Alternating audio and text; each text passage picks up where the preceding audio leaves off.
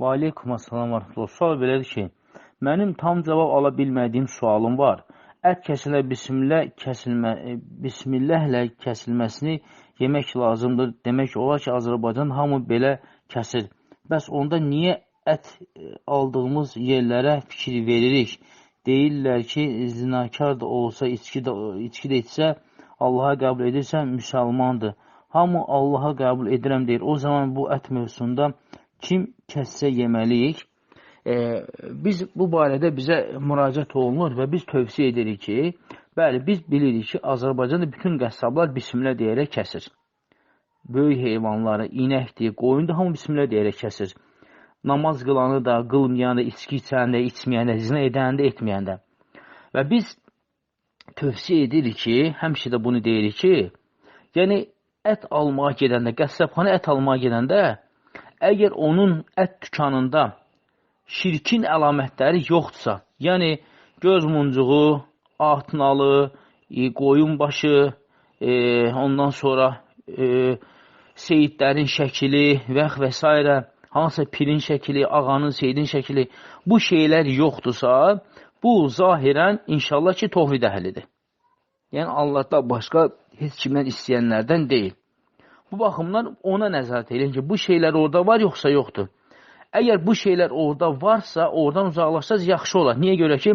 Çünki bu etiqad edən insan, o demək ki, o insan şirk eləyir. Yəni şirk eləyənlərdəndir. Və şirk eləyənin də kəsi ət də yeyilməz. Bu baxımdan da ehtiyat edib, əgər onun ət dükanında o cür şeylər görürsünüzsə, oradan uzaqlaşın. Gedin başqa bir qəssabın yanına ki, bu əlamətlər orada olmasın. Yəni bizim tövsiyəmiz budur. Amma onun zina edib etmədiyini, içki içib içmədiyini biz onu ondan soruşa bilmərik. Çünki zahirən hamısı müsəlman və hamısı bismillah deyib kəsir. Sadəcə dediyimiz məsələyə fikir versəz, inşallah kifayət eləyər.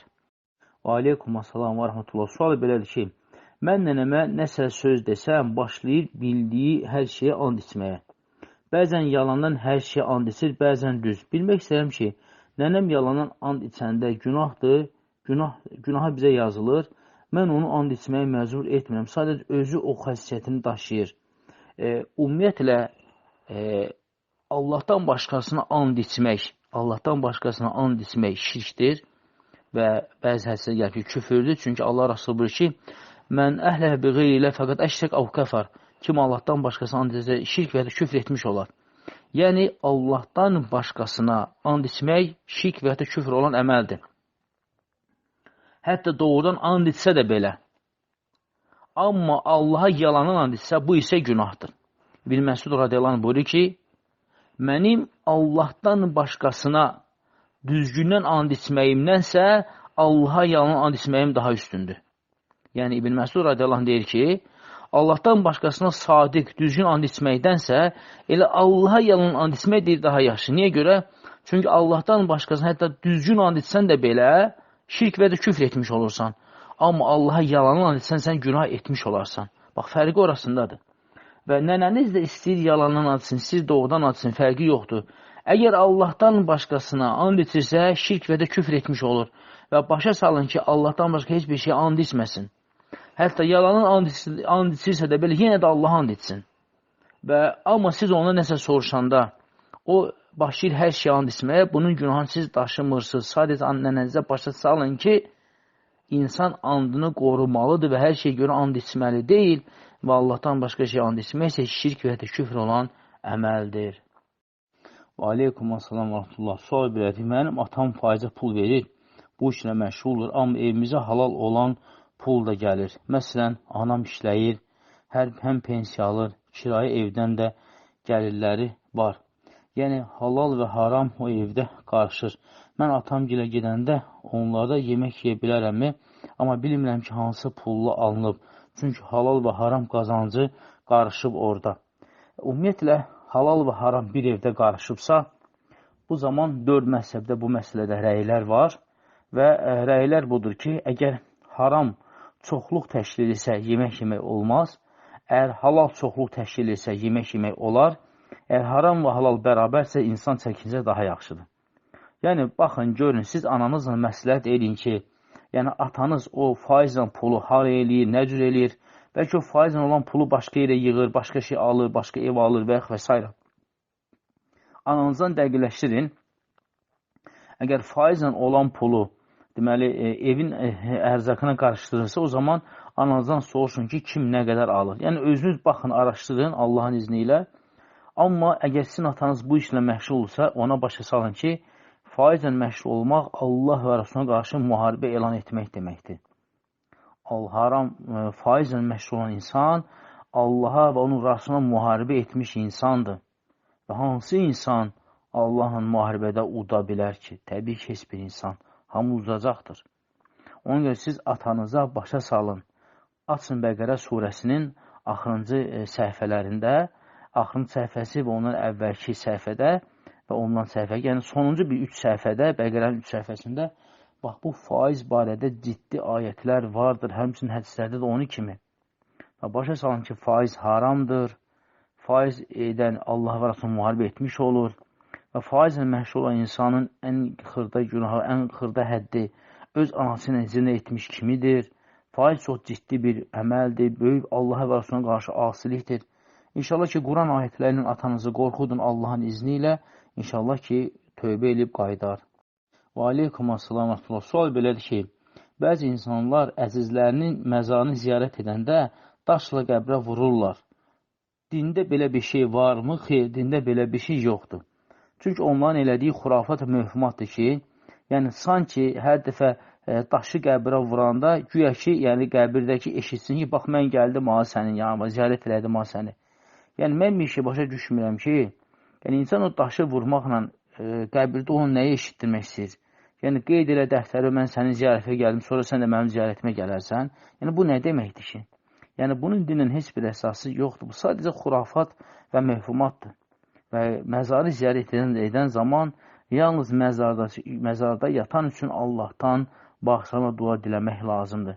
Amma gedib ona orada nağıl danışmaq, qəbrini daşla vurmaq, o ilə gedib orada söhbətlər eləmək, dərdini açmaq, sən getdin, evimizdə çətinlik oldu, belə oldu, elə oldu, günəş qaraldı, nə bilim, evimizin işığı söndü, neynədi? Bunlar hamısı nağıllardır. Yəni, o sizi eşitmir, ondan əmin olun, arxayın olun. O bərzaq həyatındadır. O bərzaq həyatında cənnətdəndirsə, cənnəti dadır, cəhənnəmlikdirsə, cəhənnəmi dadır. Amma sizin ona dua eləməyinizsə, onu sizin Rəbbiniz eşidir. Dua onun üçün Allaha edilir ki, Allah sizin dualarınızı eşitsin. Biz qəbirin yiyəsi, qəbirdə olan bizi eşitmək üçün biz dua eləmirik. Biz Allah bizi eşitsin deyə qəbirdəki üçün dua edirik. Ona görə bu insanlara başa salın ki, bu cür xurafat, mövhumatdan uzaq dursunlar. Və aleykum assalam və rahmetullah. Sual belədir ki, biz ehtiyaclı ailəyik, çətin dolanırıq, arada bizə qonşu un verir, arada yemək pişirəndə də bizə verir. Bu halaldırmı? İnşallah halaldır, problem yoxdur, yeyə bilərsiniz. Və çünki qonşun müsəlmansa, təbii ki, onun pişirdiyi donuz əti, qaban əti olmaz, it əti olmaz. Əgər müsəlmansa, əlhəmdülillah, yəqin pişirdiyi də halal nemətlərdən olar. Ona görə onun isə pişir verdiyi yeməklərdən bismillah eləyib yeyə bilərsiniz. Və aleykum assalam və rahmetullah. Sual belədir ki, Həmbəli məzhəbi haqda danışa bilərsiniz. Yoldaşım həmbəlidir. Sələflərdən fərqi nədir? Ümumiyyətlə, həmbəli məzhəbi 4 məzhəbdən biridir. Bu məzhəbin də sahibi İmam Əhməddir. İmam Əhməd Rəhmallah bu məzhəbin sahibi sayılır və bu məzhəb digər məzhəblər nisbətən hədislərə daha yaxındır, yəni sünnəyə daha yaxındır. Düzdür, müəyyən rəylər var ki, bu məzhəbdə də xatadır, amma bu xatalar Həmbəli məzhəbində demək olar ki, azdır. Həmbəli məzhəbində azdır və həmçinin İmam Əhməd Rəhmallahın məzhəbi də etiqad baxımından da düzgün mənhəzdədirlər. Yəni, etiqad baxımından düzgün mənhəzdədirlər, çünki İmam Əhməd Rəhmallah özü etiqad üzrə imam sayılır, əhl-i-sünnənin imamı sayılır. Amma sələflərlə fərqi ondadır ki, əhl-i-sünnənin, biz sələflər dediyimiz sələflər, yəni biz özümüz, biz konkret bir məzhəbindən tutub getmirik. Demirik ki, biz Hənəviyik, biz Maliki, Şafi və Həmbəliyik. Əhl-i-sünnənin məzhəbində 4 məzhəbin 4'ü də vardır. Yəni, hansı rəy, hansı məsələ, hansı dəlil, hansı məzhəbdə daha üstündürsə, əlhəmdə biz o məzhəblə gedirik. O məzhəbi götürürük. Yəni, həmən məsələdə hansı rəy, hansı dəlil daha güclücə, əlhəmdə biz ona tabi oluruq. Yəni, sələflərin digər məzhəblərdən fərqi ondadır ki, sələflər haqqa ittiba edirlər, yəni dəlilə ittiba edirlər. Əgər bu məsələdə Əbu Hanifənin dediyi hədis səhidsə, biz onu götürürük. Şafin dediyi səhidsə, onu götürürük. İmam Malikin dediyi səhidsə, onu götürürük. İmam Əhməd Rəhmalan dediyi səhidsə, biz onu götürürük. Bax, məzhəblərlə sələflərin fərqi ondadır. Çünki məzhəblər yalnız bir məzhəblə gedirlər. Səhv dedi, düz dedi, onlara önəmli deyil. Əsas odur ki, bu məzhəbdən kənara çıxmasın. Sələflər isə konkret məzhəb üzərində deyil, bizim əlhəmdülə getdiyimiz yolda 4 məzhəbin 4-ünün də rəyi vardır. Hansı səhiddirsə, o da bizim məzhəbimizdir. Və aleykum assalam. Sual belədir ki, bir nəfər İslam'a gəlməmişdən qabaq, hər hansı bir işə görə Allah'a and içib və sonra o iş baş tutmayıb, indi İslamdadır, tövbə edib, tövbəsi qəbul olunurmu? Heç bir kəfarət ödəməyib. Əgər bir insan müsəlman olub, amma əməllərə başlamayıb, yəni İslamı tam qəbul eləməyib, amma İslama nisbət olunub. Həmçində andın kəfarəsinin hökmünü bilməyib. Bilmir ki, belə bir hökm var, belə bir məsələ var. Bunlardan xəbəri olmayıb. Sonra isə İslama gəlib. Və sonra İslama gəlib və keçmişinə tövbə edibsə və sonra İslamda bilib ki, mən filan vaxt and etmişəm, andımı pozmuşam, ona kəfarə eləməmişəm. Bu halda o kəfarə ödəməlidir, yoxsa yox. Alimlər deyir ki, o insan əgər müsəlman olsa da, amma ibadətdən əvvəl, yəni İslama, namaza, ibadətə gəlməmişdən qabaq, həmən məsələnin hökmünü bilməyibsə, ona kəfarə düşmür. Amma namaz qılmamağına baxmayaraq, İslama nisbət olunduğu halda andın kəfarəsini bilib və ödəməyibsə, amma indi İslama gəlibsə, tövbə edibsə, tövbə etməyinə baxmayaraq, keçmişə elədiyi andın kəfarəsini ödəməlidir. Yəni, bu məsələdə insan bilənlə bilməyən arasında fərq var. Bilməyən heç bir şey ödəmir, amma kimsə bilibsə, hətta namazdan əvvəl bilibsə və ödəməyibsə, o andına kəfarə ödəməlidir. Və aleykum assalam və rəhmətullah. Sual belədir ki, vaxtı ilə sənə pislik etmiş bir insan, səni yolundan azdıran bir insana evinə qonaq gəlibsə və bu o xəstə ziyarətidirsə, onu qəbul etməmək olarmı? Yəni, belə başa düşürüm ki, bir insan sənə pislik eləyib, səni yolundan azdırıbsa və sənin evinə xəstə ziyarətinə gəlibsə, onu evinə qəbul edə bilərsən, yoxsa yox. Əgər bu insan şər insandırsa, yəni insanları yolundan azdıran şər, şeytan, iblisdirsə, onu sən evə, hətta xəstə ziyarətinə gəlirsə belə qoymaya bilərsən. Çünki bu şər insanın elədikləri də şərdir. Əgər onun əməli şərsə, özü şər insansa, insanları yoldan azdıransa, təbii ki, onun sənin evə xəstə ziyarətinə gəlməsi özə bir şər niyyətlidir. Yəni, hansısa bir şər əməl yəni dalında. Bu cür insanı sən qapından içəri buraxmaya bilərsən. Amma yox, bir insan vaxtı ilə kimisə azdırıbsa, amma indi artıq düz yolda deyib, başa düşüb, haqqa gəlibsə və sənin evə xəstə ziyarətinə gəlibsə, İnşallah onu evə qəbul edə bilərsən. Və aleykum assalam və rəhmətullah. Sual belədir ki, hər bir insan üçün sorğu-sual olunacaq. Bəs dini bilməyən, misal üçün Sovet vaxtında yaşayan insanlar o dövrdə axı din bu qədər inkişaf eləməmişdi. Onların halı necə olacaq? Ümumiyyətlə, hər bir insan qiyamət üçün sorğu-sual olunacaqdır. Hər bir insan. Amma o insanlar ki, onlara haqq çatmayıbsa, onlar haqdan uzaq olublarsa, Allah Subhanahu onlara ayrıca sınaq göndərəcəkdir. Allah Subhanahu onlara ayrıca sınaq göndərəcəkdir. Yəni, haqq çatmayan heç bir kəsə zülm olunmayacaqdır, əzab verilməyəcəkdir. Bu, əhl-i-sünnənin etiqadıdır. Bu, əhl-i-sünnənin etiqadıdır. Çünki Quran-ı Kərimdə kifayət qədər ayətlər və həmçinin hədislər kifayət qədər vardır ki, Allah Subhanahu bildirir ki, biz haqq çatmayan bir qövmə əzab vermərik. Ona görə hər bir insana haqq çatmayıbsa, onlar qiyamət günü yenidən imtihan olunacaqlar, onlara sınaq göndəriləcək. Amma sorğu-sual isə yalnız haqq çatan insanlar olacaqdır.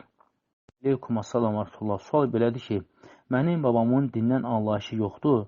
Bu, nə isə bir iş görəndə, iş düz olmayanda belə bir kəlmə istifadə edir ki, yaradanın yerə tökülsün.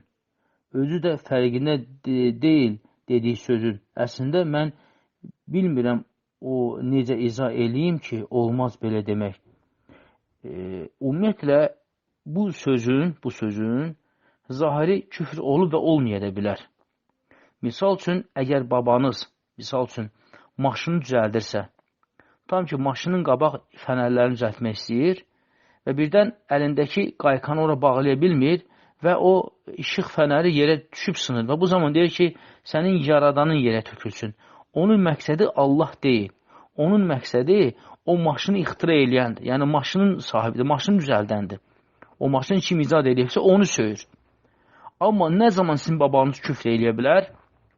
Əgər o, Allahın xəlq elədiklər nəysə söyərsə, gecəni söyərsə, gündüzü söyərsə, ayı, günəşi, küləyi, yağışı, qarı söyərsə, bax, heyvanatları söyərsə, insanları lənət eləyərsə ki, sənin yaradanın tökülsün və s. Bu zaman o, Allah subhanətlər küfr etmiş olar. Amma dünyavi işlərdə, dünyavi elədiyi bir işin dalınca alınmadığına görə, o qırıldığına görə, xarab olduğuna görə onun düzəldəni söyürsə, o zaman o, Allaha söymək deyil, o, onu düzəldəni söyməkdir. Ona görə bu məsələdə biraz diqqətli olun. Baxın, görün ki, o konkret olaraq nəyi deyir? Əgər Allah subhanətə Allah'ın xəlq elədiklərinə qarşı bir sözü deyirsə, o zaman ona başa salan ki, Allah'ın xəlq elədiyi nəyəsə, bu küfür işlətmək olmaz. Bu insanı dindən çıxarır. İnşallah ona başa salarsa Allah'ın izniyle. Aleykumassalam və rəhmətullah. Sual belədir ki, çox böyük günah işləmişəm, vicdan əzabı çəkirəm, tövbə eləmişəm, yenə də fikirləşirəm ki, bu günahın bağışlanması biraz çətindir. Bağışlansa belə haradasa zərbəsi dəyəcək. Mən nə edim ki, günahım bağışlansın, tövbə etmişəm, yenə də ürəyim rahat deyil, çox üzgünəm. Ümumiyyətlə, əgər insan hansısa bir böyük günahlardan birin və ya da ki, qorxulu, təhlükəli bir günah işlədibsə, təbii ki, əgər tövbənin şərtlərlə edibsə, inşallah ki, Allah subhanətə Allah tövbələri qəbul edəndir. Amma bu müəyyən məsələlər, müəyyən günahlar var ki, insan o tövbədən qurtulmaq üçün hökmən həmən məkanı tərk eləməli olur. Yəni, tutam ki, insan Allah qorusun elə bir günah işlədib ki, və hər dəfədə oralardan keçəndə o günah işlədiyi adamı görür, eləyir və insan da onu görən kimi dərhal keçmiş günahı xatırlayır, yadına düşür. Və belə halda alimlər tövbənin şərtlərini ona əlavə edirlər ki, insan tövbə elədiyi zaman o tövbə elədiyi məkandan, yerdən uzaqlaşsın. Yəni, əgər bacarırsınızsa ki, həmən yerdən, məkandan uzaqlaşmağa lap yaxşı, o daha yaxşı olar. Amma ümumilikdə əgər bir günah işləmişsinizsə və Allah subhanahu tövbə etmişsinizsə və o tövbənizə sadiq qalın, günah etdiyiniz günahı kiməsə açıqlamayın, kiməsə deməyin və çalışmayın ki, ən yaxın rəfqəniz olsa belə ona bildirməyin. Çünki günah etmişsinizsə artıq sizinlə Rəbbinizin arasındadır və Rəbbinizdə sadiq olun, Rəbbinizə qarşı sadiq olun, tövbənizə sadiq olun və inşallah o günahdan peşmansız edin, o günahdan uzaqlaşın Allahın izni ilə. İnşallah ki, Allah subhanətə Allah sizin tövbənizi qəbul edər və inşallah ki, zərbəsini də görməzsiniz və dediyimiz şərtlərə, qaydalara əməl eləsin. İnşallah ki, zərbəsini də görməzsiniz Allahın izni ilə. Və aleykumassalam və rəhmətullah. Sual belədir ki, təyyəmmüm necə edilir, necə niyyət olunur, torpaqdan başqa nəyə təyyəmmüm etmək olar, daha ətraflı yazardınız. Ümumiyyətlə, təyyəmmüm, torpaq, toz, bu kimi şeylərə olur. Yəni, insanın həyətdə təmiz torpağın üzərinə, eyni zamanda daşların üzərinə qonan toz və həmçində evdə pəncərənin, şkafın üstünə yığılan tozların üzərindən təyyəmmüm edə bilər. Yəni, toz şəklində nə varsa ona təyyəmmüm edə bilər və təyyəmmüm necə alınır? Təyyəmmüm insan Bismillah deyir, iki əlini açıq şəkildə həmən tozun üstünə vurur, sonra isə əlini açıq şəkildə böyrünə bir-birinə 3 dəfə vurur, yəni ki, əlindən bizim daş, qalaq, böyükəm, cod, daşlar, torpaqlar tökülsün, sonra əlini əlinin üzünə sürtür, sonra isə əlini üzünə sürtür, iki əlini üzünə sürtür, alnından düz aşağıya qədər əlini yuxarıdan aşağı kimi sürtür və bu da onun təyyəmmümün formasıdır. Və niyyəti də təbii ki, dəstəmazı əvəz edən halda, Əgər dəstəmaz əvəz edirsə, dəstəmaz əvəz etmək niyyətini alır. Əgər qüsül əvəz edən təmim o zaman qüsülü əvəz edən təmim niyyətin edir. Və aleykum əssalam. Sual belədir ki, ürəyinə yaxın olmayan bir insanla evlənmək olarmı? Deyilənlər ki, ürəyinə yaxın olmayan insanlardan uzaq durun. Bu düzgündürmü? Ümumiyyətlə, insan evlənəndə təbii ki, onun könlü ona yaxın olmalıdır. Əgər insan nifrət elədiyi bir insanla ailə qurursa, bu ailə çox gedə bilməz. Bunlar üzü boşanmağa tərəf gedirlər. Yəni, insan qəlbinə yaxın olmayan, sevmədiyi, istəmədiyi bir insana ərə getməli deyil və ya da kişi istəmədiyi qadını almalı deyil. İstəmədiyi qadını almalı deyil, çünki evlilikdə razılıq olmalıdır. Əgər bir qadın qəlbinə yatan kişi ilə evlənmirsə, yəni ikrahla evlənirsə, təbii ki, bu evlilik başa çata bilməz. Bu evlilik yaxın günlərdə də boşanmağa məruz qalacaq. Çünki qadın qarşısındakı kişiyə nifrət edir. Yəni, sevmir, bəyənmir, qəlbinə yatmayıb. Eləcə də kişi də bu cür. Əgər sevmədiyi, qəlbinə yatmadığı bir qadın evlənirsə, bu evlilik uzun çəkə bilməz. Ona görə təbii ki, insan evlənəndə zorlanmalı deyil. Yəni, ona məcbur olunmalı deyil. Qəlbinə yatmayıbsa, onu heç kim evlənməyə məcbur etməli deyil. Və aleykum əssalam. Sual belədir ki, qul azad etmək, bunu necə etmək olar? Həbsdən qurtarmaqla yoxsa necə? Ümumiyyətlə, günümüzdə qul azad etməyinə gəlincə isə, burada biraz məsələ ciddiləşir. Çünki bilmirsən ki, bu üçündə qul varmı, yoxmu, necə azad edəmək olar və s. Amma onu bilirəm ki, İnbaz Rəhməlullah bildirib ki, onun belə bir fətvası var ki, o möminlər, müsəlmanlar ki, kafirlərin əsarətindədirsə, yəni Allah yolunda olan şəri cihadda döyüşən mücahidlər olub və sonra əsir götürüblərsə, Şeyx İnbaz Rəhməlullah onların əsirlikdən azad edilməsini qul azad etməyə bərabər sayıb. Yəni, deyib ki, onları azad etmək, yəni qul azad etmək hökmündədir. Yəni, bunu İnbaz Rəhməlullahdan bu fətvanı bilirəm mən ki, yəni bu belədir. Yəni, amma o ki, qalsa ki, adi həbsdən qurtarmaq. Əgər qardaş həbsdəki narkomandsa, banditdir, adam öldürmək və s. bu elə cinayətkardır. Amma əgər bir insan haqsız yerə tutulubsa, haqsız yerə həbsdə yatırsa, inşallah ki, onların da həbsdən çıxması üçün yəni yardım etmək olar ki, bu da qul azad etmək kimi hala bənziyə bilər. Və aleykum əssalam və sual belədir ki, yetim uşaqlara verilən zəkat və fitrə və sədəqədən anası kiməsə verə və yaxud da qaldığı yerə işlədə bilərmi? Yoxsa uşaqların gələcəyi üçün saxlasa olarmı? Yetim uşaqlar haqqında necə etməli ki, ətraflı bilmək istərdim Allahın izni ilə. Ümumiyyətlə, əgər həqiqətən də bir uşaq yetimdirsə, yəni onun atası ölübsə, o yetimə görə o evə, o anaya sədəqə, fitrə, mal, dövlət verilirsə, o yetimin haqqıdır. O yetimin haqqıdır və ana o mənim oğlumdur, istədiyim kimi davrana bilərəm, edə bilməz. Bu ananın haqqı deyil, o yetimin haqqıdır. Ana o puldan, vardan, dövlətdən uşaqlara xırda-xırda yedizdirib istifadə edə bilər, amma qalan varı, dövləti, pulu isə uşaqlar üçün saxlamalıdır. Hətta üst-üstə yığılırsa, qoy yığılsın, çünki o uşaqların haqqıdır. Və onlar böyüyəndə öz mallarının özləri istədiyi kimi istifadə edə bilərlər. Amma ana onun yetimlərinə verilən o pulu, dövləti, varı, dövləti götürsün, kiməsə versin, işlədiyi yerə və yaxud da başqa cür sərf eləsin, satsın, istədiyini alsın, eləsin. Bax, bunu edə bilməz. Çünki o yetimlərin haqqıdır və ana öz yetimlərinin haqqını qorumalıdır.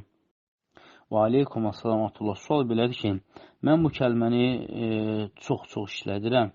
Qurban olum sənə, ay Allah, kəş bu işdə belə olsun, nə olar, yalvarıram, bunu düzmü edirəm. Bir də ki, burada olan dərslərdən, cavablardan başqa öz gəlimizə də atıram ki, o da faydalansın. Yəni, icazə var, yoxsa icazə yoxdur. Ümumiyyətlə, qrupda olan sual-cavablar, əgər qrupa gəlirsə, inşallah, buradan başqa yerdə göndərməyə problem yoxdur. Yəni, icazə var. Əsas odur ki, insanlar eşitsinlər və faydalansınlar. Amma o ki, qalıqsa ki, deməniz ki, Allah sənə qurban olum, sənə yalvarıram, Yəni, bu kimi şeylər sələflərdən gəlməyib. Bu kimi şeylər sələflərdən gəlməyib. Yəni, sahabələr, tabilər belə dualar eləməyiblər. Onlar Allah Subhanahu taalaya Quranda və sünnədə necə dua olunmağı gəlibsə, o cürdə dua ediblər. Yəni, siz çalışın ki, inşallah ki, yəni bu cür yox, yəni istədiyiniz duanı Quran və sünnə üzərində etsəniz, Allahın izni ilə yəni yaxşı olar, yaxşı olar. Ki, sünnədə, hədislərdə necə gəlibsə, elə dua eləsəniz, inşallah daha gözəl, daha yaxşı olar. Və aleykum assalam və rəhmətullah. Sual belədir ki, sübh namazını elə olur ki, dura bilmirəm, məsləhət istəyirəm. Məsləhət odur ki, gecə vaxtında yatmaq lazımdır və həmçində saatı vaxtında qurmaq lazımdır və həmçində evdə başqa namaz qılanlar varsa, onları tapışmaq lazımdır. Yəni, əgər insan gecə saat 2-də, 3-ün yarısı yatırsa, təbii ki, namazı necə duracaq? Və əgər insan düzgün yatmırsa, vaxtını faydasız şeylər sərf edirsə, gecə yatmalı olan vaxtını televizorlara, seriallara, nə bilim, telefona falan şey sərf edirsə, təbii ki, bu insan vaxtına dura bilməz. Ona görə insan çalışsın, axşam vaxtında yatsın, yəni işanı qıldı, 10-11 oldu, yatsın, əlhəmdülillah sübhə rahat duracaq. Və həmçinin səbəblərdən də tutsun, saatın qursun və yaxud da ki, rəfiqəsi, dostu varsa ona tapşırsın ki, sübhdə ona zəng eləsin və həmçində evdə ondan başqa namaz qılan varsa onlara tapşırsın. Yəni, bu səbəblərdən tutmaq lazımdır ki, sübhü tərk eləməyəsən, sübhü qəza eləməyəsən, sübhə yatıb qalmayasan. Və aleykum assalam. Sual belədir ki, qəbirləri ziyarət edərkən hansı duanı oxumalıyıq? Bəzi mollalar Fatihə oxuyur, ümumiyyətlə ölünün adına Quran oxumaq düzgündürmü? Ümumiyyətlə ölünün adına Quran oxumaq düzgün deyil, bu bidətdir. O, bu əməl məqbul əməl deyildir və İslam dində buna aid heç bir şey yoxdur. Əksinə, Quran-ı Kərimdə Quranın ölü oxunmağına gəlib ki, Quran ölüsün deyil, Quran dirilər üçündür. Və o baxımdan bu barədə o edilən bütün əməllər İslama müxalif bidət əməllər sayılır. Amma ki, qalırsa ki, qəbirləri ziyarət edərkən edilən dua hansıdır? Allah Rasulü s.ə.v buyurub ki, bir insan qəbirstanlığı ziyarət etməyə gedəndə bu duanı oxusun. Əssəlamu aleykum ya əhləl diyar minəl müminə vəl müminət və innə inşallah bikum lahiqun. Ey diyar əhli, sizə Allahın salamı olsun və inşallah biz də sizinlə qarşılaşacağıq. Bax, bu qəbirstanlığa edilən duadır. Amma insan bu duanı edib qəbirstanlığa gedir və ölünün öz ölüsünün qəbrin üstünə gəlir və orada əllərin qaldırıb Allaha ölü üçün dua edə bilər ki, Allahım anamı bağışla, atamı bağışla, bacımı, qardaşımı bağışla. Amma Quran oxutmaq, Fatihə oxutmaq və s. bunlar hamısı dinə ziddir, bidətdir və bunlar məqbul əməllər deyildir və bu əməllərin qarşısı alınmalıdır. Yəni, insanlar sünnəni yerinə yetirir və bu bidətlərdən uzaqlaşmalıdırlar. Və aleykum assalam. Sual belədir ki, mənim bir yaxınım dünyasını dəyişən zaman gözünə bəzi hallar görünüb. Ağlayırdı ki, məndən soruşurlar, bugün oruç tutdunmu, namaz qıldınmı? Ölüm anında belə vəziyyətdə olan insanlar çoxdur. Bunların gördükləri nədir? Niyə belə ağlayaraq can tapşırırlar? Təbii ki, əksər hallarda bu cür hal insanın ölüm mələyi onun canını alan ərəfələrdə olur. Yəni, artıq ruh hulquma çatan vaxtı və ölüm mələyi onun canını almaya gəldiyi zaman, bax, bu gözə görünmələr olur, əksər hallarda bu cür olur və bu cür hallar da ümumiyyətlə ibadət etməyən insanlarda olur və alimlər də deyir ki, əksər hallarda bu hallar, yəni hüccət çatmış insanlarda olur. Yəni o kəslərdə ki, tutam ki, birinin evində namaz qılan oğlu uşağı var və atası anasına başa salır, namaz qıl, oruç tut və bu hökmünü bilir ki, haqdır, eləmək lazımdır, amma əməl eləmir. Və əksər hallarda bu cür insanlar öləndə, bax, bu cür onlardan ölüm mələkləri gözlərini elə görsənir ki, sanki onlardan bu cür suallar soruşurlar. Alimlər deyir ki, bu o kəslərdir ki, onlar biz dediyimiz kimi haqq onlara çatır, amma əməl eləmirlər. Ona görə bu cür hallar, onlar ölüm qabağı gözlərinin qabağına gəlir. Və bu o deməkdir ki, əgər insan haqqı bilirsə ki, namaz qılmaq lazımdır, oruç tutmaq lazımdır, insan buna həmən yerinə yetirib itaət eləməlidir. İtaət eləmədiyi üçün də, bax, Allah Subhanahu bu dünyada bəzi insanlara göstərir ki, bax, sən hələ ölməmisən, Hələ o dünyaya getməmsən, sən bu dünyadaykən səndən namazından, orucundan soruşulur. Yəni, bilməlisən ki, yəni bu dünyada da o əməllər, amma o dünyada əməllər yoxdur. O dünyada əməllər olunmayıbsa onların yeri oddan başqa bir şey deyildir. Ona görə insan bu dünyadaykən haqq ona çatıbsa, insan o haqqa təslim olmalıdır. Və aleykum əssalatullah. Sual belədir ki, atam, anam şiədir, şiə namazı qılırlar. Nə qədər desəm də deyirlər, biz belə bilirik, belə də qılacaq. Namazı onlar müsəlman, belə qılacaq namazı. Onlar müsəlman sayılır. Bir ara şirkə meyilli idilər, amma indi tək Allahdan istəyirlər hər şeyi. Ümumiyyətlə, insanın namaz qılıb şiə və yaxud da sünni kimi qılmağı mühüm məsələ deyil. İnsanın əsas məsələ tövhid əhli olub olmamasıdır.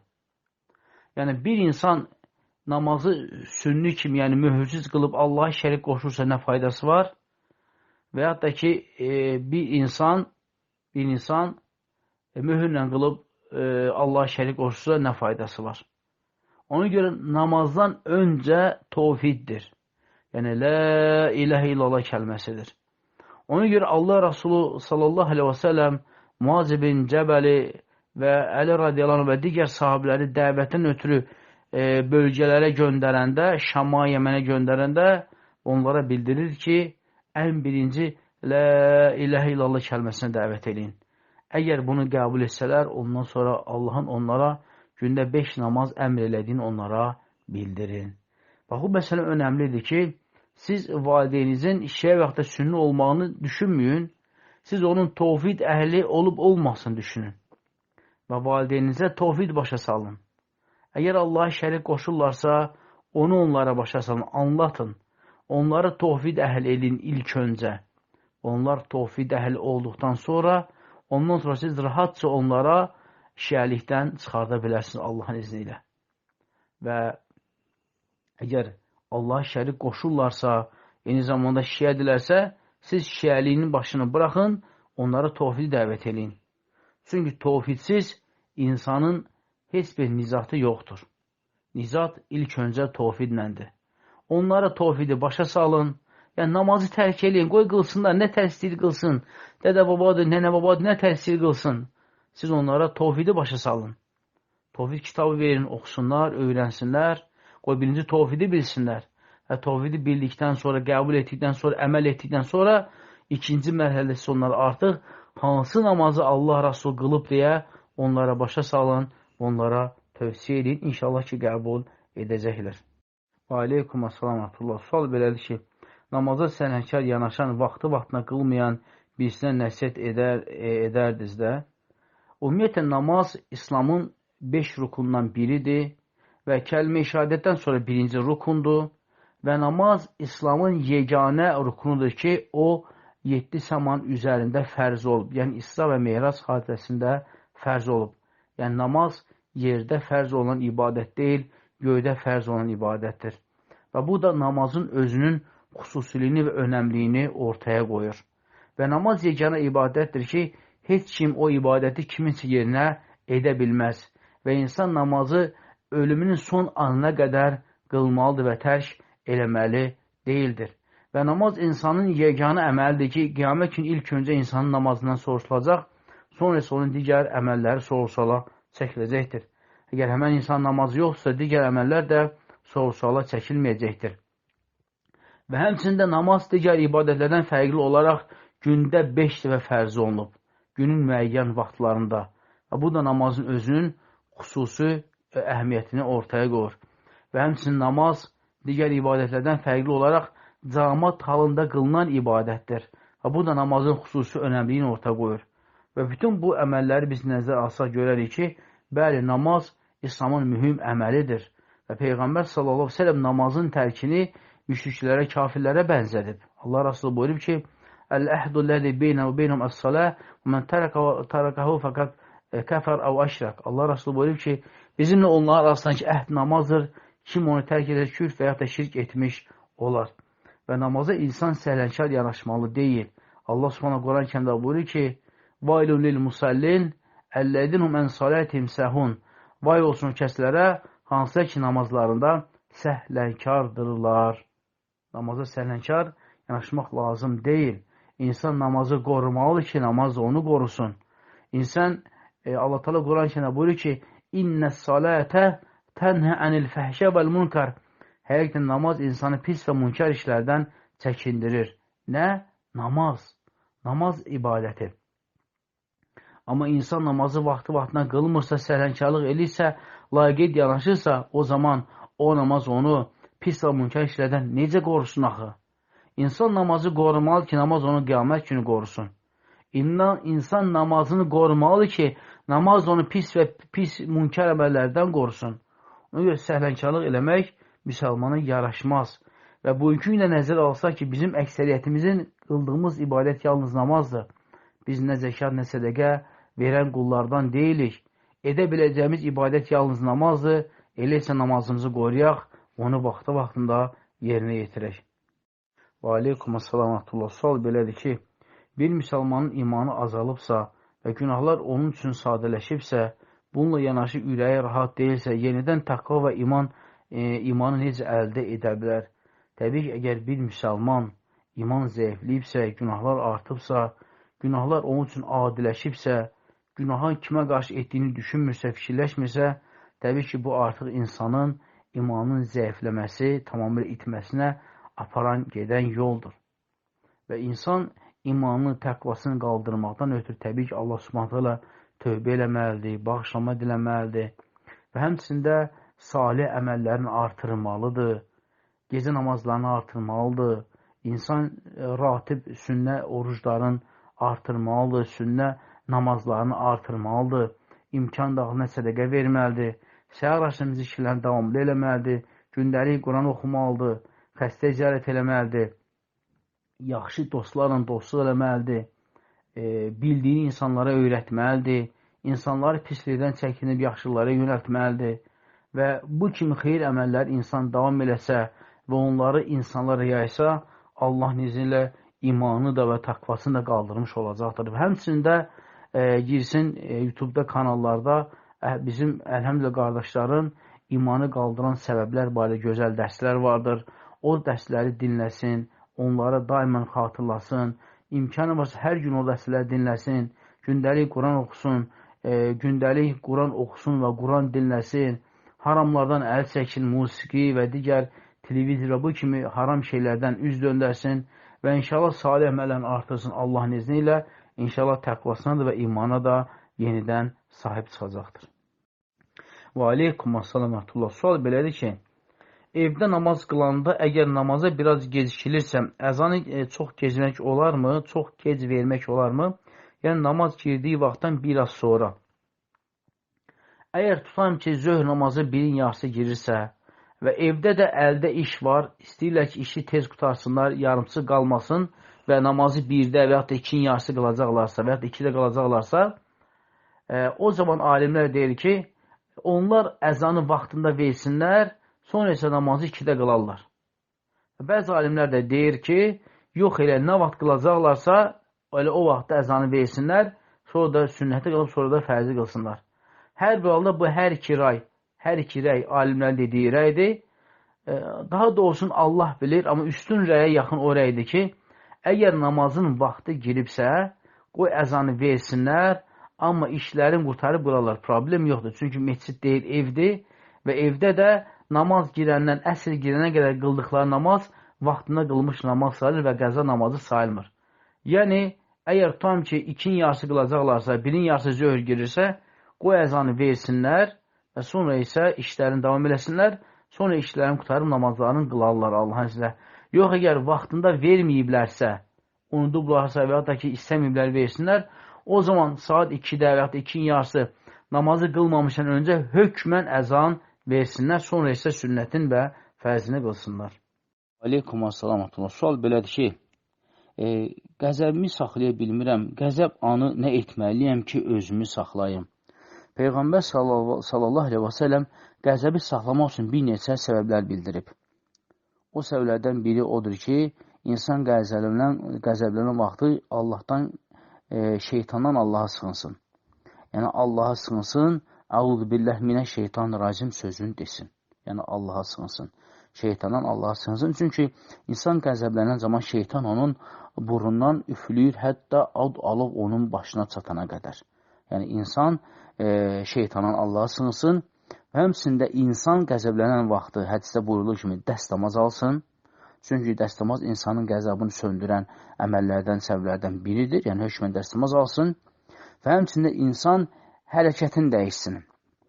Yəni ayaq üstədirsə otursun, oturubsa uzansın. Bax bu cür. Yəni hərəkətini dəyişsin, olduğu hərəkətini dəyişsin.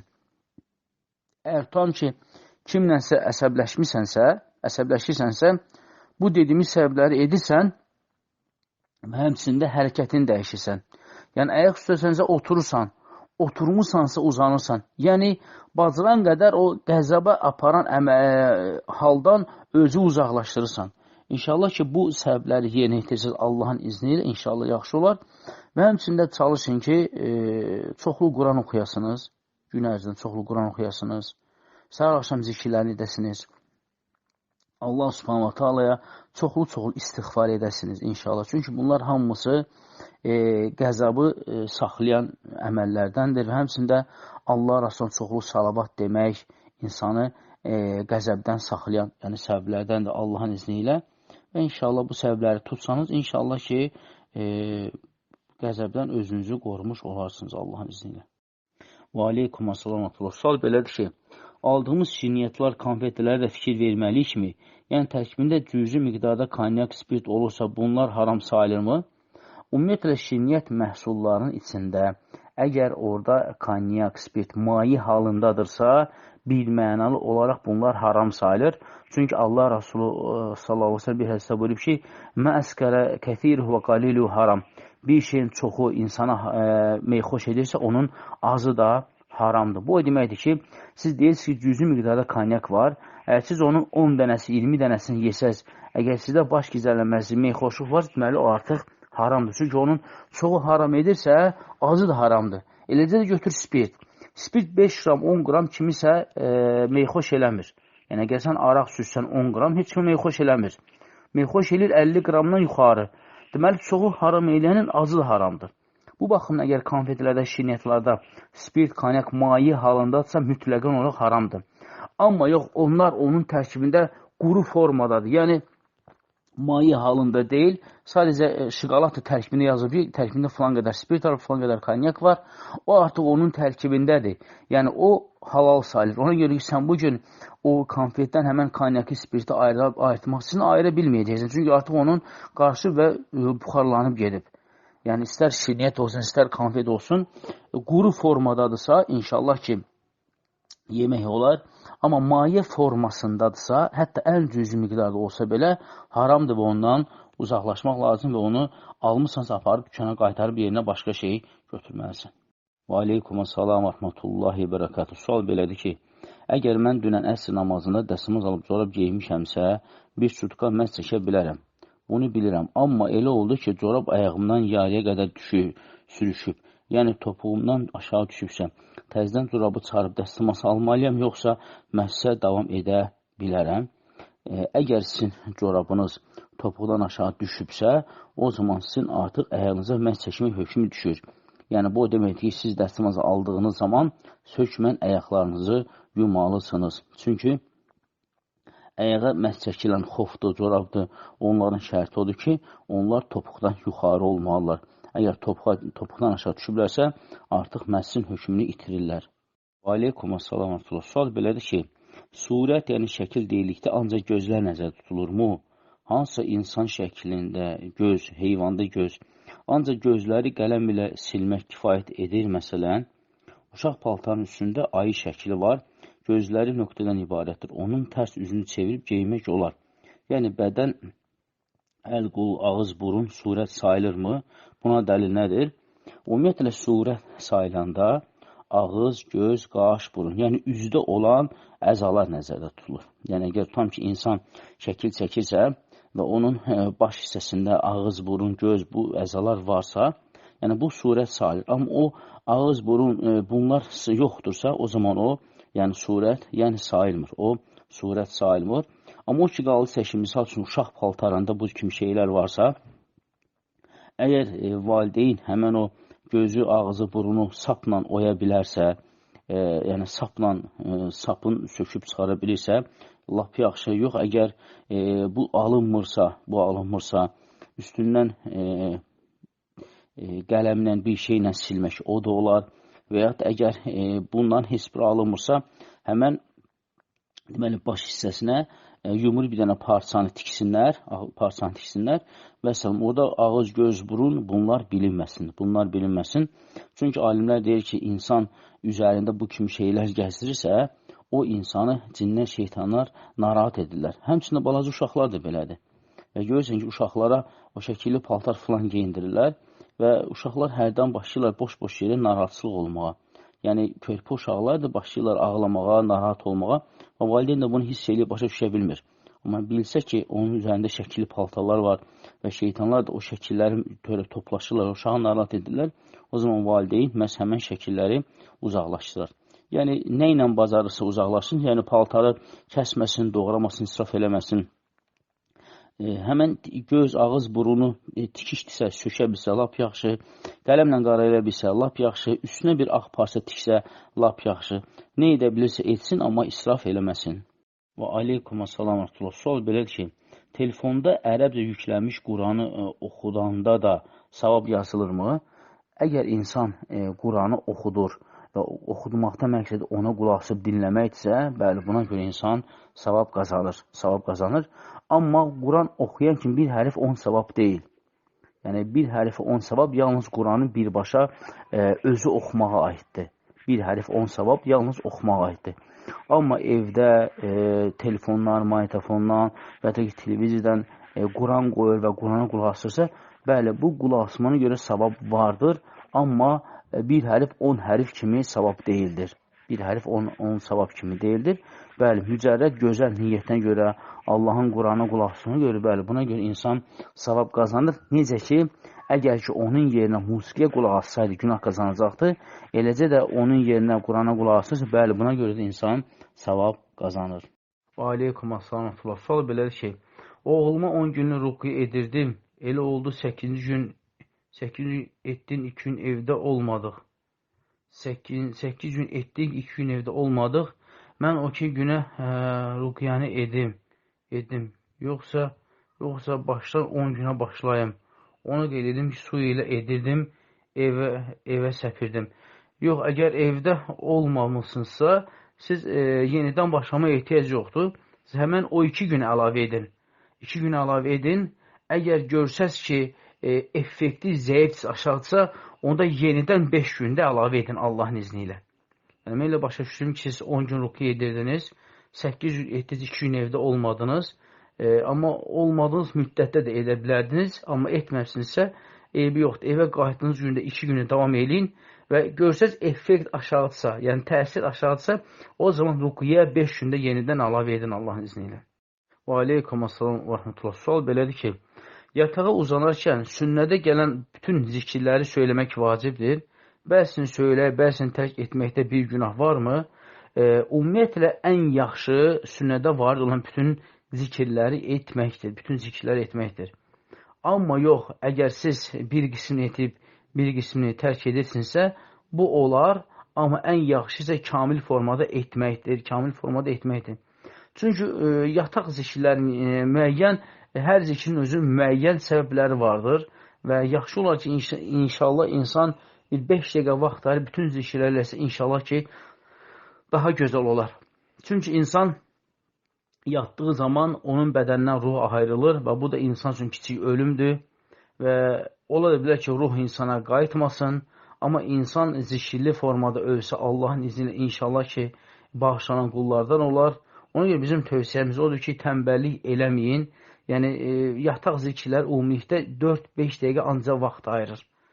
Düzdür, sürətli oxuyanlar üçün 3-4 dəqiqə ayrı vaxt gedir, amma biraz zəif oxuyanlar üçün 6-7 dəqiqəyə kimi vaxt gedir. İnşallah Allahın izinlə tənbəllik etməyib, hamısını oxusanız çox gözəl olar. Çünki orada olan axşam yataq zikirlərində hər birinin ayrıca özünün fəziləti vardır, ayrıca bir səbəbləri vardır. İnşallah ki, hamısını eləsəniz, lap gözəl olur. Və aleykum assalam və rahmetullah. Sual belədir ki, bildiyimə görə namazda ikinci rükətdə ət-təhiyyatı oxuyub sonra üçüncü rükətə qalxırıq. Amma təzə eşitdim ki, ikinci rükətə ət-təhiyyatdan əlavə salavat da deyib sonra üçüncü rükətə qalxmaq lazımdır. Bunu aydınlıq gətirərdiniz. Bəli, ikinci rükətdə ət-təhiyyatdan sonra salavatı gətirmək barəsində müasir alimlərdən Şeyx Albani Rəhmanullah deyir ki, deyilməlidir. Yəni, Şeyx Albani Rəhmanullah deyir ki, ət-təhiyyatdan sonra salavat da deyilməlidir. Amma digər müasir sələf alimlər isə deyir ki, deyilməsə də olar. Deyilməsə də olar, hətta bəziləri deyir ki, deyilməməlidir. Yəni, bu məsələ barəsində rəy ayrılığıdır. Amma hansı birini eləsən, çünki hər ikisini deyən böyük alimlərdir, İnşallah desən də olar, deməsən də olar, heç bir problem yoxdur. Və aleykum assalam və rahmetullahi bərəkətü. Sual belədir ki, Musa Peyğəmbərin Allaha tez-tez görüşdüyü doğrudurmu? Xeyr, Musa əleyhissalamın Allahla tez-tez görüşməyi varid olmayıb. Sadəcə Musa əleyhissalam Peyğəmbərlik dövründə bir neçə dəfə Rəbbi ilə görüşməyə gedib ki, yəni Rəbbi ona ayətləri nazil etsin. Yəni, bundan ötürü. Amma ayrıca ki, mən gedirəm Rəbbimlə görüşməyə və s. belə şeylər varid olmayıb. Musa əleyhissalam Rəbbindən yeni ayələrin, vəhlərin qəbulundan ötürü, yəni ona nazil olanları qəbul eləmək üçün, götürmək üçün, bəli, o Allah Subhanahu yəni görüşə gedərdi. Aleykum assalam və rahmetullah. Sual belədir ki, mənim çox qorxduğum bilmədən şirk işlətməkdir. Belə bir günah ola bilərmi? Bəli, belə bir günahlar var. Çünki Peyğəmbər s.ə.v tez-tez Allah Subhanahu dua edib Allahdan sığınardı ki, yəni, ey Allahım, mən bildiyim və bilmədiyim şirk əməllərdən sənə sığınıram. Yəni, yetər ki, insan o duanı tez-tez eləsin Allahın izni ilə və belə halda da insanın bildiyi və bilmədiyi şirk günahlardan Allah sığınmış olur və həmçinin Allah Subhanahu onu qoruyur. Həmçinin əgər xata ilə edibsə də belə Allah Subhanahu onun günahlarını əfv eləyir, bağışlayır. Yəni, bu duanı tez-tez etmək lazımdır. Bu dualar da hamısı demək olar ki, Müsəlman Qalası kitabında toplanılıb. Aleykum assalam. Sual belədir ki, ölən adam üçün sədəqəni produkt şəklində vermək olarmı? Ümumiyyətlə, ölən adamın adına sədəqə verilmir. Ölən adamın adına sədəqə verilmir. Əgər o sənin anandırsa, atandırsa, o zaman sən elədiyin bütün yaxşılar hamısı onlara yazılır. Ayrıca bu anamın adından sədəqə, bu atamın adından sədəqə, bunlara ehtiyac yoxdur. O ki, qalacaq ki, ölən insan sənin bacındır, qardaşındır, xalandır, bibindir və s. O zaman sən onlar üçün doyunca dua elə. Amma onların adından produkt verim, sədəqə verim, nə bilim, müəyyən yaxşı işlər görüm. Bu şeylər isə hədislərdə gəlməyib. Və hədislərdə gəlməyən, Allah Rasulunun buyurmadığı, İslam dinini əmr eləmədiyi əməllər hamısı bidət və zəlalətdir. Yəni, İslamda yenilikdir və onlar zəlalətdir və hər bir zəlalət də oddadır. Və aleykum assalam və rahmetullah. Sual belədir ki, İşə namazının vaxtı saat neçəyə qədərdir? Saat 12-dən sonra qılınan işə qəza sayılırmı? Ümumiyyətlə, işə vaxtının deməli, vaxtı, iki vaxtı var. Əsas vaxtı var və bir dənə də zaruri vaxtı var. Əsas vaxtı gecə yarısına qədərdir. Amma zaruri vaxtsa sübh namazı girinə kimi qılmaq olar. Sübh namazı vaxtı girinə kimi qılmaq olar. Yəni, tam ki, məğriblə sübh namazı toplanır və o üç yerə bölünür və birinci vaxt tamamlandıqda artıq işanın əsas vaxtı sayılır. Ondan sonra əgər insan vaxtını qıla bilməyibsə, hansısa bir zaruri işdən dolayı namazı gelişdiribsə, sübhə qədər qılıbsa, inşallah sayılır. Amma yox, ehtiyac olmadan uzadıbsa artıq vaxtından, əsas vaxtından sonra qılan namaz isə qəza halında qılınmış sayılır. Və aleykum assalam və rahmetullah. Sual belədir ki, eşitdiyimə görə Allah Subhanahu taala zəhmətkeş insanı sevir. Bu düzdürmü? Xeyr, hədislərdə sırf zəhmətkeş insan gəlməyib. Amma Allah Rasulü bir hədisdə buyurub ki, ən əfsəl ruzi insanın öz əli ilə qazandığı ruzidir. Necə ki, misal çəkir ki, Davud əleyhissalam kimi və digər peyğəmbərlər kimi. Yəni, insanın ən əfsəl ruzisi, ən yaxşı ruzisi öz əli ilə qazandığı ruzidir. Amma sırf zəhmət çəkir, yəni Allah onu sevir, yəni belə bir hədis yoxdur. Yəni, belə bir hədis yoxdur. Çünki insan ola da bilər ki, zəhmət çəkmədən pul qazansın. Misal üçün, atasının varı dövləti olsun və atası buna miras qoysun və əlhəmdülillah o zəhmət çəkmədən o mirası artırsın, o var dövləti artırsın. Və bu artıq zəhmət etməsə də belə var dövlət sahibi olur və bu o demək deyil ki, Allah Taala bunu sevmir. Çünki hər insanın ruzi qazanmaq bir yolu vardır. Birində məşəqqatla olur, birində asansızla olur, birində çox əziyyətli olur, birində çox asan da olur. Yəni bu sevi və sevilməyə aidət olan bir məsələ deyildir. Allah Subhanahu taala sevdiyi bəli əməllər var, sevdiyi əməllər var, amma orada sırf zəhmətkeş insan olması rivayəti yoxdur. Və aleykum assalam və rahmetullah. Sual belədir ki, duaya necə başlamalıyıq? Yəni ki, Allaha dua edəndə necə başlayaraq dua etməliyik? Yazardınız da aydın şəkildə. Ümumiyyətlə, duanın özünün ədəb və qaydaları vardır və dua etməmişən öncə insan haramdan uzaq durmalıdır.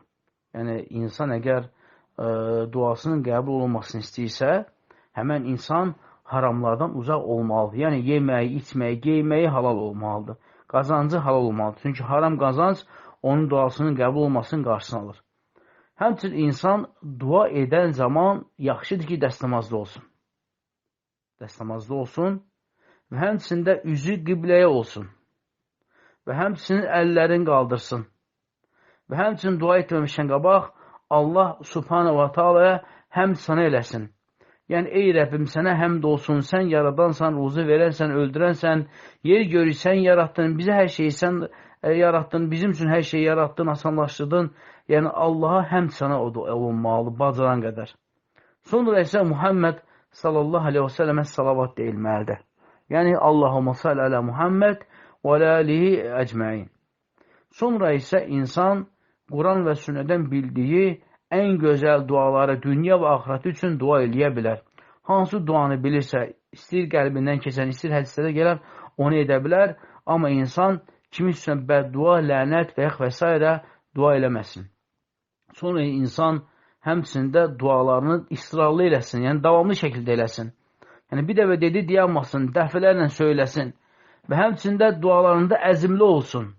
Yəni insan əzimkar olsun və dualarında yəqin olsun və bilsin ki, Allah Subhanahu onun dualarını boş buraxmır. Və Allah Subhanahu insan ilə duadan üçündən birini verir. Ya onun duasını qəbul edir, ya onun duasının müqabilində ona gələn bəlalardan qaytarır, ya da onun duasını qiyamət gününə saxlayır. Bax, bu dua etmək üçün qısa olaraq bir nəsiyyətdir. Aleykum assalam. Sual belədir ki, istər gecə qılınan təhəccüd namazı və yaxud hər gün qılınan namazların son səcdəsində dua etmək olarmı? Yəni, mən elə edirəm, dualarımı son səcdədə edirəm. Ümumiyyətlə, istənilən namaz, istər fərz, nafilə, sünnə, gecə namazı, səbəb namazı fərqi yoxdur. Hər hansı bir namazda duaları sırf axırıncı rükətin axırıncı səcdəsindən saxlamaq bu özü bidətdir, bu yenilikdir. Çünki Allah Resulü sallallahu aleyhi ve sellem buyurub ki, "Aqrabu ma yakunul abdu li rabbihi və səcid fəksir fiyhə minəd-dua." Qulun Rəbbinə yaxın olan yer onun səcdə halında olmasıdır və o halda dualarınızı artırın. Bu deməkdir ki, sizin əgər duanız varsa, onu bütün səcdələrə bölün və bütün səcdələrdə eləyin. Amma sırf onu yalnız axırıncı səcdəyə saxlamağınız bu özü artıq, yəni bidət salir. Və sizin elədiyiniz əməl də düz deyil. Sizin duanız varsa, onu bütün səcdələrdə edin və bütün səcdələrə o duadan pay ayırın. Yalnız axırıncı səcdəyə isə saxlamayın. Aleykum assalam. Sual belədir ki, 6-7 ildir namaz qılıram, əlhəmdülillah. Hardasa 6 aydır bir elm tələbəsinin eşitdim ki, təşəhhüddə barmağına baxmalısan. Mən ona kimi qıldığım namazlarımda səcdəyə baxmışam. Zəhmət olmasa deyərdiniz, mənim qıldığım namaz batildir, yoxsa bilmədiyim üçün Allah bağışlayar. Əvvəla bilmədiyiniz üçün Allah subhanahu bağışlayır, bundan əmin olun, arxayın olun. Və ikinci də bəli, alimlərin rəyi budur ki, insan adi halda səcdə yerinə baxır, yalnız təşəhhüd edəndə təşəhhüd barmağına baxır, bu barədə ayrıca hədis vardır. Amma siz bilmədiyinizə görə, təbii ki, Allah subhanahu bağışlayır, çünki Allah subhanahu bilməyənləri əfv edir, bağışlayır. Və aleykum assalam. Sual belədir ki, Əgər ayaq yolu hamamdadırsa, hamamda dəstəmaz almaq olarmı? Bəli, hamamda dəstəmaz olar. Amma söhbət bismillah deyilib deyilməməsindədir. Yəni, əgər hamam tualet bir yerdədirsə, o zaman insan tualetdən çıxdıqdan sonra çölə çıxır, bismillah deyib gəlib dəstəmaz ala bilər. Və yaxud da ki, birbaşa dəstəmaz almağa gedirsə, tualet hamam bir yerdədirsə, o zaman çöldə bismillah deyib hamama daxil olub və kranda açıb oradan dəstəmaz ala bilər.